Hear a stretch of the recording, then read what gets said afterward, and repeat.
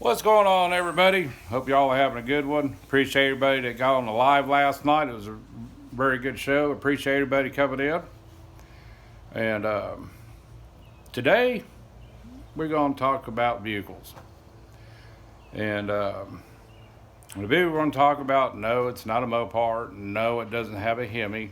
But it does belong to the same owner that we just did the Barney build on.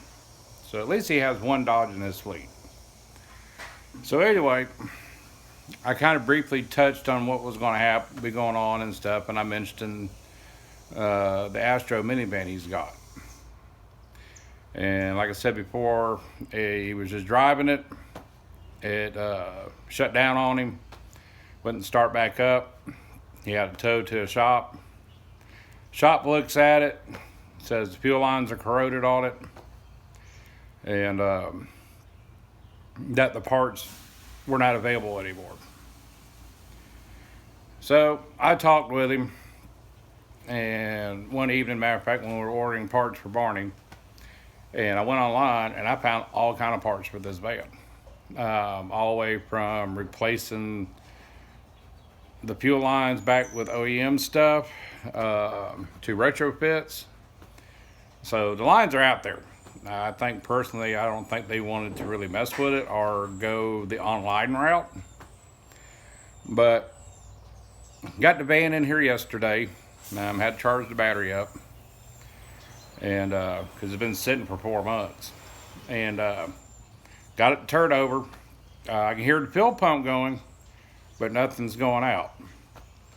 And of course, that could be clogged up filter or whatever else, but these lines are like roached on this thing. Matter of fact, underneath this car, it looks like it's been up north. So anyway, get the battery charged up and everything, got it turned over, sprayed some starting fluid, Panther piss, whatever you want to call it, brake clean, shot it down through the hole. She fired right on over. So we know we got spark, we know that it runs. So I climbed underneath it, like I said, and it's just roached. So waiting on him today so we can order the parts. I'm gonna have to drop the fuel tank on it, and if I'm gonna drop the fuel tank, we're gonna go ahead and put a new fuel pump in it.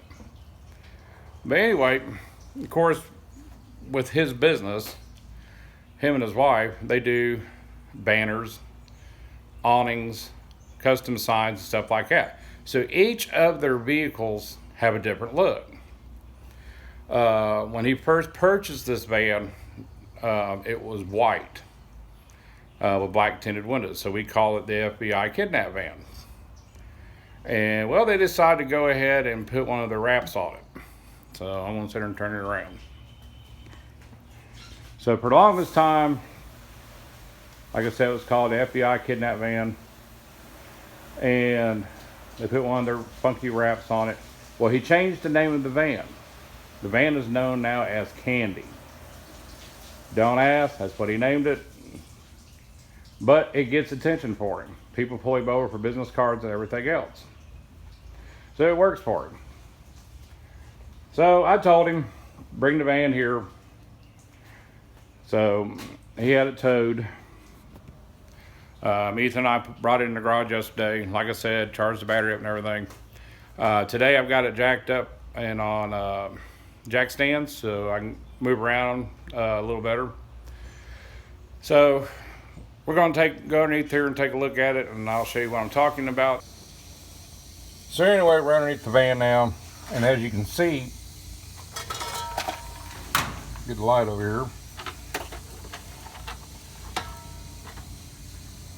These lines are just gone. Completely roached. Especially up here in the back. I mean, they're just really corroded. All the way up to the hose lines and everything else. And so yeah, all this is getting replaced. But the leak, if I can get up in there, as you can see here, there are roads back there, and then back here in the back you can see where she's leaking. So anyway, I'm going to be dropping the tank, inspecting the tank, take these fuel lines out,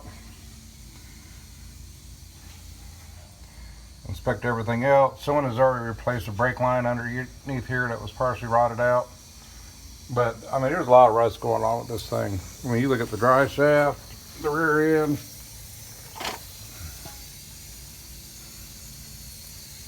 So I mean, this thing definitely has seen some time up north or something.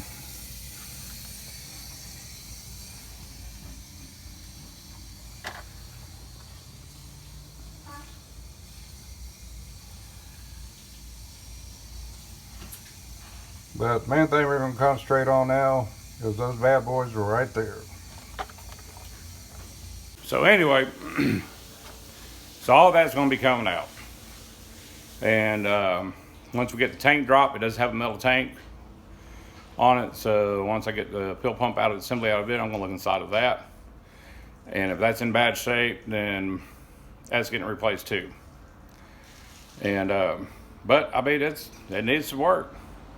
And the sad thing is, man, you take a vehicle to a shop that's supposed to be capable mechanics, and sometimes they just don't want to do the work.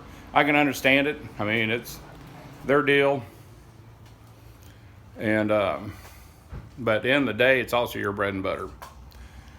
So I'm going to tackle this project, and get his van back up and going. I'm going to do the best I can with it. Make it look as nice and neat as I can. That way he's happy with it. I mean, this van's going to need some other work down the road. Some things that I've seen I'm going to point out to him. But the main thing now is to get this thing up and running, so he can use it again for his business. And I mean, do what you can. I mean, if you turn wrenches for a living, I know sometimes there's easy jobs, there's hard jobs, there's jobs you just don't want to touch. But I'm going to tackle it. I mean, I like a challenge. So anyway, I'm going to get back to it. And next video I'll do, it will be dropping the tank and getting the fuel lines out. So other than that, guys, y'all have a good one. And I'll see you down the road.